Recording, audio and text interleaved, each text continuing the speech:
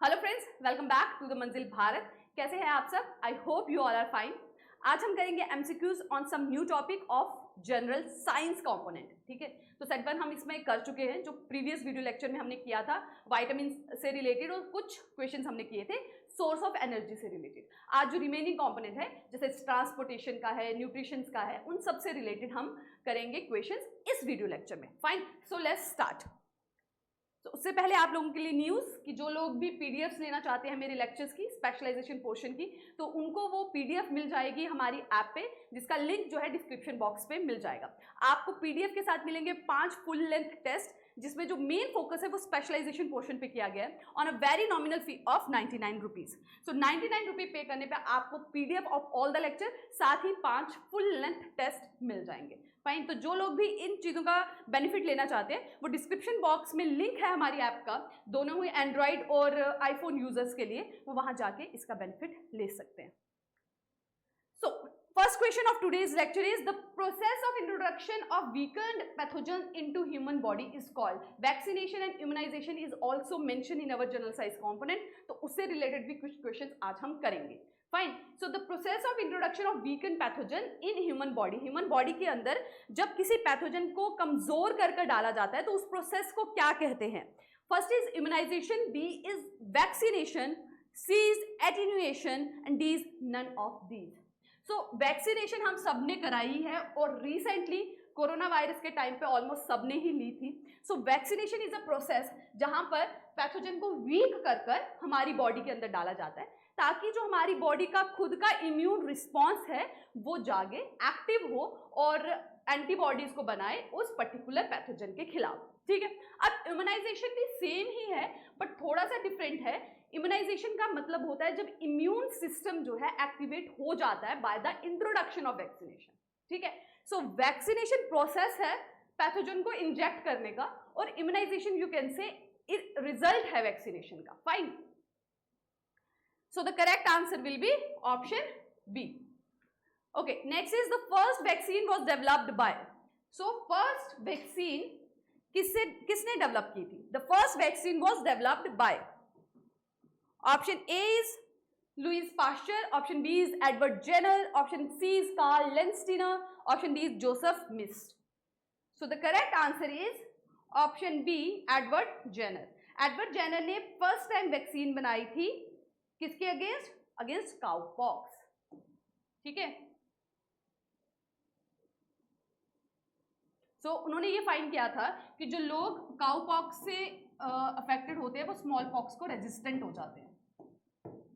ठीक है, तो उन्होंने स्मॉल पॉक्स के अगेंस्ट वैक्सीन बनाई। A vaccine can be an antigenic protein, a weakened pathogen, like attenuated pathogen और ऑल ऑफ दीज। वैक्सीन में क्या क्या हो सकता है? देखिए, वैक्सीन में कभी कभार एंटीजेनिक प्रोटीन को भी डाला जाता है। ठीक है, हमने देखा कोरोना वायरस के टाइम पे बहुत क्वालिटीज ऑफ वैक्सीन लाई गई थी। ठीक है, कोवैक्सीन भी आई थी। ठीक है, और भी बहुत से ब्रांड से हर एक कंट्री ने अलग अलग वैक्सीन को डेवलप किया था ऑन द बेसिस कि वो किस चीज़ को इंजेक्ट कर रहे हैं, क्योंकि उस पर्टिकुलर वायरस के बारे में ज़्यादा नॉलेज नहीं थी, तो उसके डिफरेंट पार्ट्स को इंजेक्ट करके जो है इम्यून सिस्टम को एक्टिवेट किया जा रहा था।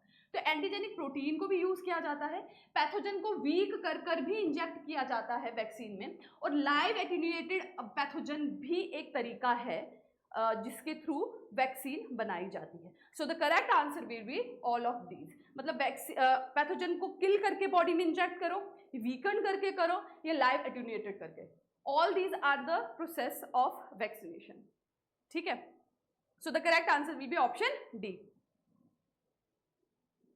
Passive immunisation include, option A introduction of antibodies directly, option B transfer of maternal antibodies across placenta, option C is transfer of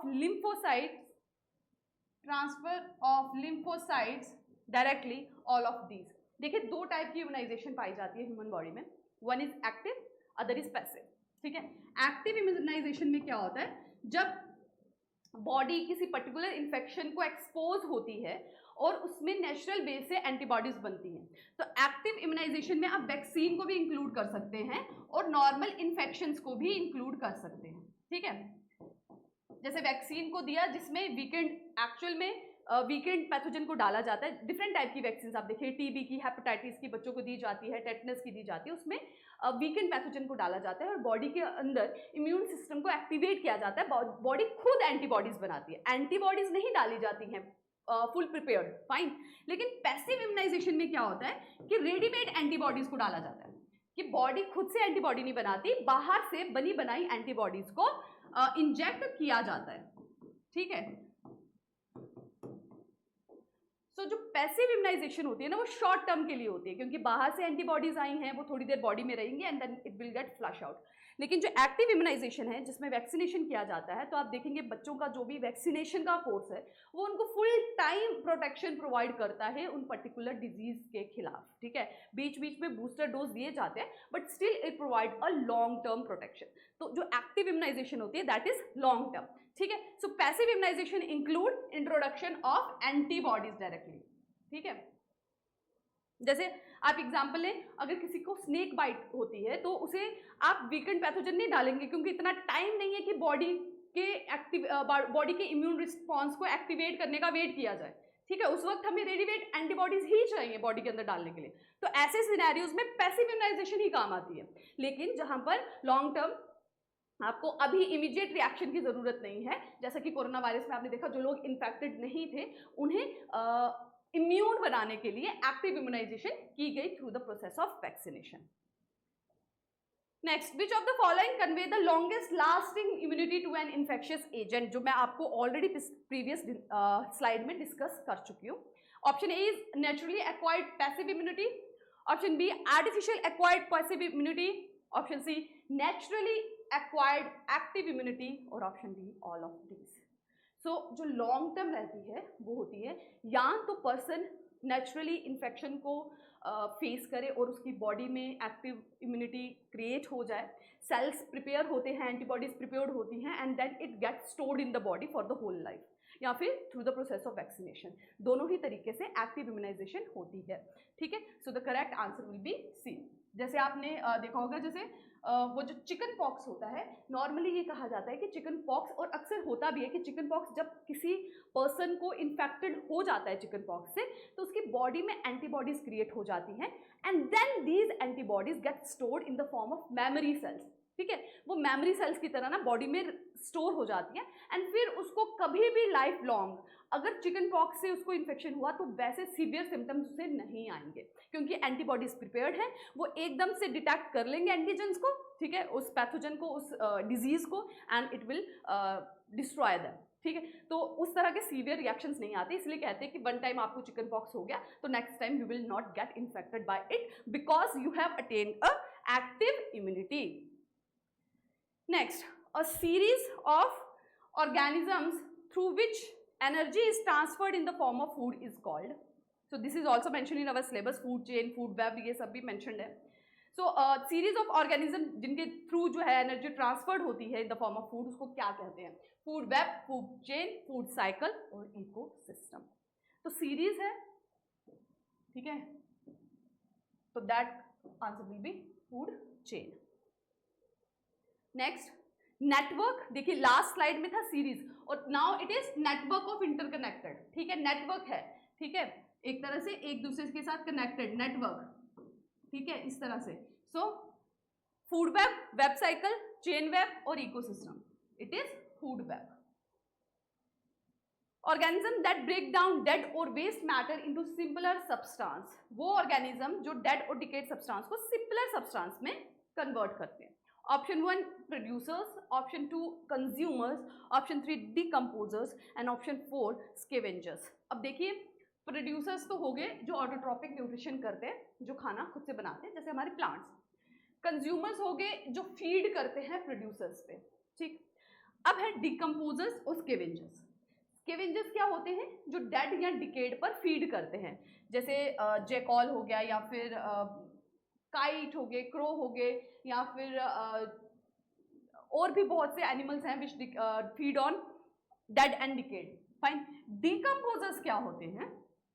ये भी डेड एंड डिकेड पे ही फीड करता है, but it converts waste material into simpler substance, ठीक है, वो उनको decompose कर देते हैं, कॉम्प्लेक्स सब्सटेंस को they broke down into a simpler substance.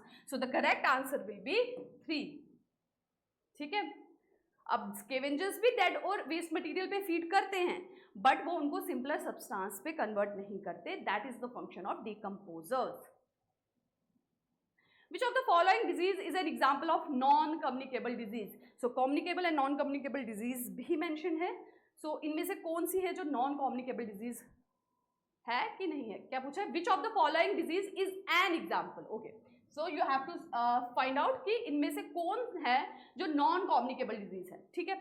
So corona virus communicable है, ट्यूबरकुलोसिस communicable है, इन्फ्लुएंजा communicable है। So non-communicable is diabetes। ठीक है,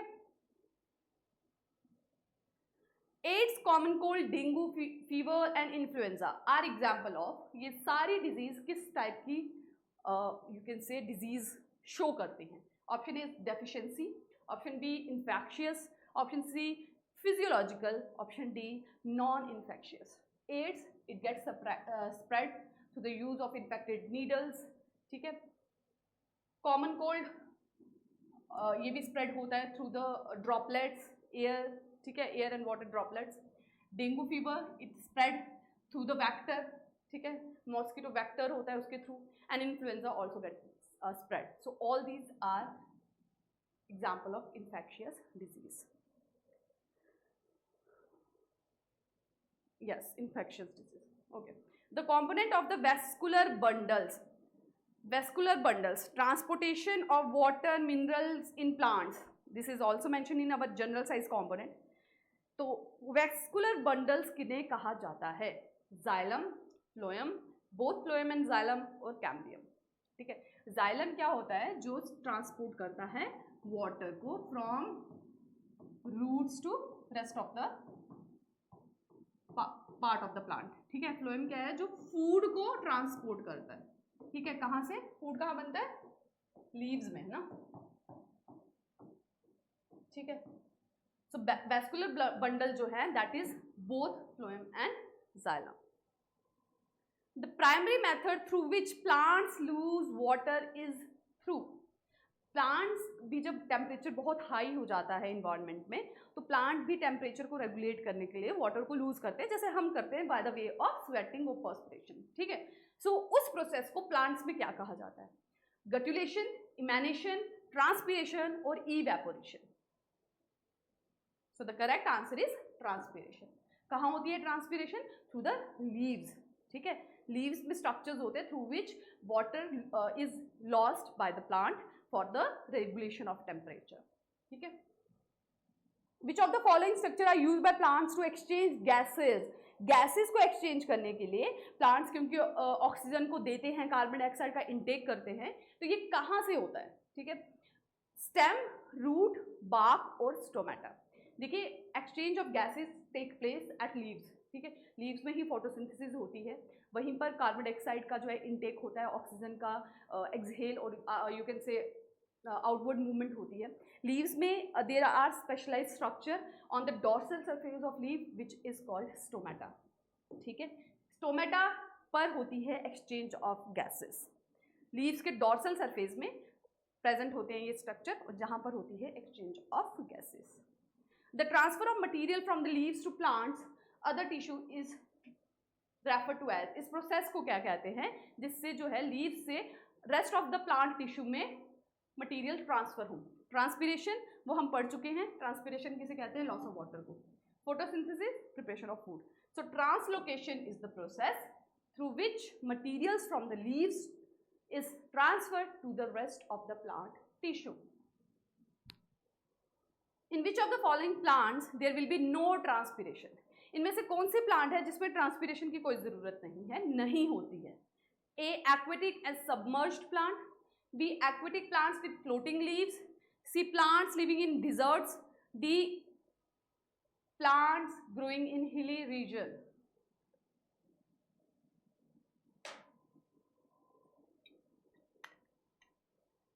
So what will be the answer? So the correct answer is aquatic and submerged plant, because they are always submerge in water, water हमेशा वहाँ पर है तो transpiration नहीं हो सकती वहाँ पर। एक्वेटिक एंड सबमर्ज्ड प्लांट, ठीक है। टेम्परेचर रेगुलेशन की, जब टेम्परेचर बहुत हाई होता है that is the reason for the transpiration, so under water तो टेम्परेचर राइज होगा नहीं, ठीक है। What type of energy is derived from heated ground water, heated ground water से किस तरह की एनर्जी डिराइव की जाती है? Solar energy, geothermal, hydro electric और nuclear. So the correct answer is geothermal. Acid rain happens because sun leads to heating of upper layer of atmosphere, burning of fossil fuels release oxides of carbon, nitrogen, sulfur in the atmosphere. Electrical charges are produced due to friction against clouds and the earth atmosphere contain acid. तो acid rain का main reason होता है जब हम fossil fuel को burn करते हैं, वो एटमॉस्फेयर में रिलीज करते हैं oxides of nitrogen and sulphur, और ये oxides of nitrogen and sulphur जब बारिश होती है, बारिश के साथ मिलकर सल्फ्यूरिक एंड नाइट्रिक एसिड बनाते हैं and it lead to acid rain. So the correct answer will be option B. What is the ultimate source of energy? Ultimate. Option A, water. B, sun. C, uranium. D, fossil fuel.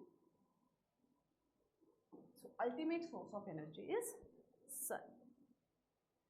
The major problem in harnessing under nuclear energy is, जो main problem है nuclear energy को harness करने की, वो क्या है? ऐसे तो वो क्लीन एनर्जी समझा जाता है, पोल्यूशन बहुत कम होता है उससे, ठीक है। So what is the reason जिसकी वजह से न्यूक्लियर एनर्जी को हार्नेस करना है, आज तक एक मेजर प्रॉब्लम बना हुआ है। A, split nuclei. B, sustain the reaction. C, dispose of spent fuel safely. और D, convert nuclear energy into electric energy. तो सबसे बड़ी प्रॉब्लम है कि न्यूक्लियर एनर्जी को जब प्रोड्यूस किया जाता है ना, तो जो वेस्ट मटेरियल जनरेट होता है उससे बहुत सी न्यूक्लियर रेडिएशन रिलीज होती है, उनको डिस्पोज ऑफ करना बहुत मुश्किल है, ठीक है। उनको कहाँ डिस्पोज करें जहाँ पर उनका रेडिएशन का जो इम्पैक्ट है वो मिनिमाइज हो। So the main problem is with disposing of spent fuel safely. Which part of the solar cooker is responsible for green house effect? Solar cooker में ग्रीन हाउस इफेक्ट का use करके ही it has been made, it is been possible to use the sunlight for cooking of food. तो वो कौन सा part है solar cooker का जो green house gas effect create करता है? Coating with black colour inside the box, mirror, glass sheet या outer cover of the solar cooker. So solar cooker के ऊपर एक ग्लास शीट लगाई जाती है जिससे सन की रेज अंदर तो आ जाती है because these of short wavelength, लेकिन जब वो अंदर आती हैं, यूज हो जाती हैं, उसके बाद जो रिफ्लेक्टेड रेज होती हैं वो होती हैं लॉन्ग वेवलेंथ की, और वो पास थ्रू नहीं हो पाती थ्रू द ग्लास शीट। इसी वजह से जो ग्लास शीट के अंदर का टेम्परेचर होता है वो बहुत ज़्यादा हो जाता है and the food get cooked. So the green house gas effect और you can say green house effect is caused by glass sheet, ठीक है। सो जो बहुत हिली एरियाज में, बहुत कोल्ड रीजन होते हैं, वहाँ पे भी ग्रीन हाउस इफेक्ट को ही यूज करके प्लांट्स को ग्रो किया जाता है। यहाँ पर सनलाइट बहुत कम मिलती है, ठीक है, तो वहाँ पे भी इसी इफेक्ट का यूज करके प्लांट्स को ग्रो किया जाता है and this is the way by which our earth atmospheric temperature is getting increase. तो ग्रीन हाउस गैस इफेक्ट भी हमारे जो अंदर हो रहा है वो हो रहा है कार्बन डाइऑक्साइड की वजह से, ठीक है, और भी बहुत सी गैसेस की वजह से जो रेज को अंदर तो आने दे रही हैं बट फिर वो बाहर नहीं जाने दे, तो हमारे भी अर्थ का जो एटमॉस्फेयर है वो बढ़ रहा है। तो हमारे अर्थ के आगे पीछे जो ग्लास शीट है वो है हार्मफुल गैसेस की। Next, the main constituent of biogas. Biogas का मेन कॉन्स्टिट्यूएंट क्या है? मीथेन, कार्बन डाइऑक्साइड, हाइड्रोजन और हाइड्रोजन सल्फाइड। तो जो मेन कॉम्पोनेंट होता है वो होता है मीथेन। इसके बाकी कॉम्पोनेंट्स यहाँ मेंशन हैं, आप वीडियो को पॉज करके देख सकते हैं, ठीक है। So that's it for today's lecture. आज हमने किए बाकी जितने भी टॉपिक मेंशन थे जनरल साइंस में उससे रिलेटेड एमसीक्यूज, ठीक है। आप अपने एमसीक्यूज की प्रिपरेशन करते रहें, साथ ही गर्मी बहुत ज़्यादा हो रही है तो अपनी हेल्थ का भी ध्यान रखें, हाइड्रेटेड रहें और पढ़ाई करते रहें। Thank you, take care and all the best.